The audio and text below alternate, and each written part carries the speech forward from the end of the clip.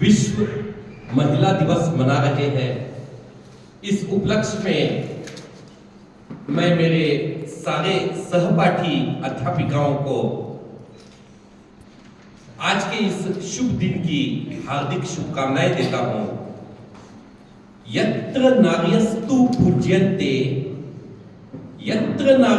पूज्यन्ते रमन्ते तत्र देवता। जहां नारी की पूजा होती है वहां भगवान का वास होता है। युगों युगों से हम देखते आए हैं, जब कभी नारी का अपमान हुआ है एक भयंकर विनाश हमारे सामने प्रस्तुत हुआ है। चाहे वह त्रेता युग में माता सीता का अपहरण हो या द्वापर युग में द्रौपदी का चीरहरण हो,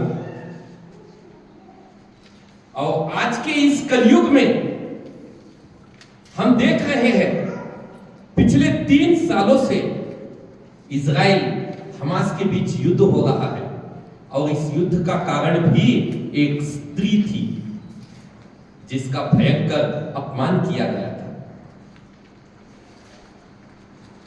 एक बात याद रखना हमेशा, भगवान ने स्त्री नाम की जो यहां पर एक जीवित अवस्था में हमें उपहार के रूप में जो दिया है स्त्री, वो स्त्री त्याग की मूर्ति है। स्त्री अपना सर्वस्व गंवाकर एक नए परिवार को जन्म देती है। 2 परिवारों को जोड़ने का काम एक स्त्री करती है। स्त्री बेचारी सुबह से शाम तक काम करती है, परिवार की सेवा करती है, बच्चों का लालन पालन करती है, लेकिन फिर भी उसके चेहरे पर शिकन तक नहीं आती। और हम पुरुष समाज स्त्री को अबला कहते हैं। अबला का मतलब क्या है कि स्त्री किसी काम करने के योग्य है ही नहीं। ये अबला शब्द जो है ये बहुत खतरनाक है। स्त्री अबला नहीं है, स्त्री सबला है। सबला यानी सब काम कर सकती है स्त्री। आज दुनिया का ऐसा कोई जगह नहीं है, दुनिया की कोई जगह नहीं है ऐसी जहां स्त्री अपने कार्य को यशस्वी रूप से ना कर पाई हो। आज स्त्री अंतरिक्ष में भी पहुंच गई। भारत का भी ये गौरव की बात है भारत के लिए कि भारत में एक प्रधानमंत्री स्त्री बनी और एक राष्ट्रपति भी स्त्री थी। भूतपूर्व प्रधानमंत्री इंदिरा गांधी जी और प्रतिभा पाटिल राष्ट्रपति बनी, इंदिरा गांधी प्रधानमंत्री बनी। भारत में आज तक कई प्रधानमंत्री हो चुके हैं, लेकिन किसी प्रधानमंत्री को ऐसी पदवी नहीं मिली जो इंदिरा गांधी को मिली थी। इंदिरा गांधी जी ने बांग्लादेश को अलग करके दिखाया, जो पहले पूर्व पाकिस्तान के नाम से जाना जाता था। जब भारत देश के टुकड़े हुए थे तो 2 पाकिस्तान बने थे। ये बात इंदिरा जी को बहुत सताती थी, और इंदिरा जी ने इस पूर्व पाकिस्तान यानी अब जो बांग्लादेश है उस पर आक्रमण करके एक स्वतंत्र राष्ट्र की निर्माण की, जिसको पहले तो अमेरिका रशिया ने मान्यता देने से इनकार कर दिया था। लेकिन एक स्त्री इंदिरा के आगे सबको झुकना पड़ा, और ये स्त्री इंदिरा इसने एक और बड़ा काम कर दिखाया। वो था पंजाब में operation blue star. Operation operation blue star का अगर आप मतलब नहीं जानते हो तो मैं बताऊंगा। 1,25,000 सैनिकों से पूरे पंजाब को घेर कर 8,000 आतंकवादियों को मारने का श्रेय किसी को जाता है तो वो इंदिरा गांधी को जाता है। इंदिरा गांधी जी ने अपने जान की परवाह नहीं की कि कोई आएगा मुझे मार डालेगा, और हुआ वैसा ही। 1984 में इंदिरा गांधी को 22 गोली दाग कर मार डाला गया।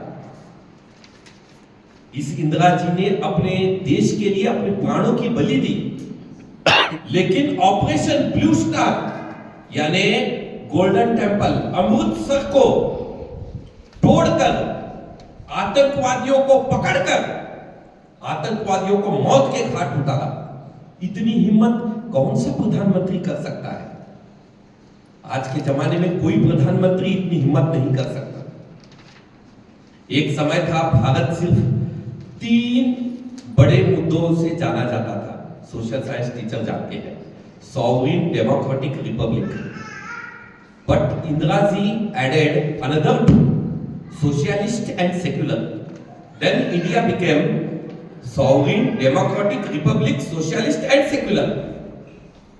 इतनी हिम्मत, यानी स्त्री अगर कुछ करना चाहे तो बहुत कुछ कर सकती है, लेकिन पुरुष हर जगह स्त्री को अपने आगे दबाना चाहता है। चाहे स्त्री कितना ही पढ़ी लिखी क्यों ना हो, वो अपने पति के सामने बिल्कुल ऐसे खड़ी रहती है जैसे वो एक अनपढ़ हो। ये हर घर की कहानी है। स्त्री को कब इससे मुक्ति मिलेगी? चाहे पति अंगूठा छाप क्यों ना हो, पत्नी उसके सामने सर झुकाती है, चाहे पत्नी कितनी ही पढ़ी लिखी क्यों ना हो। ये केवल भारत की बात नहीं है, विश्व के कोने कोने में हर जगह स्त्री को ऐसा ही सहना पड़ता है। इसे हमें परिवर्तित करना है। हम हर विषय में स्त्री को ताने मारते हैं। अगर स्त्री थोड़ा अपने कपड़े बदल दे या कपड़ों में थोड़ा अलग बदलाव लाए तो सबकी बुरी नजरें स्त्री पर चली जाती है। कोई ये नहीं देखता कि पुरुष क्या पहनकर घूम रहा है, कैसे घूम रहा है, लेकिन हर व्यक्ति की नजर स्त्री पर ही रहती है। क्यों इतने बंधन, इतना बंधन क्यों? ये बंधन नहीं देना है। जब हम सबको अपनी मां बहनों की तरह समझेंगे तो ऐसी मन में भावना कभी नहीं आएगी। लेकिन हम करते क्या है, दूसरों को बुरी नजर से देखते हैं। ये भी बदलना होगा आदत। स्त्रियों को जितना सम्मान दोगे उतना देश आगे बढ़ेगा। हमारे प्रधानमंत्री जी ने संसद में 33% रिजर्वेशन दिया है स्त्रियों को, और 2029 के लोकसभा इलेक्शन में आपको एक नया पिक्चर नजर आएगा कि लोकसभा में आधी स्त्रियां बैठी हुई नजर आएगी आपको।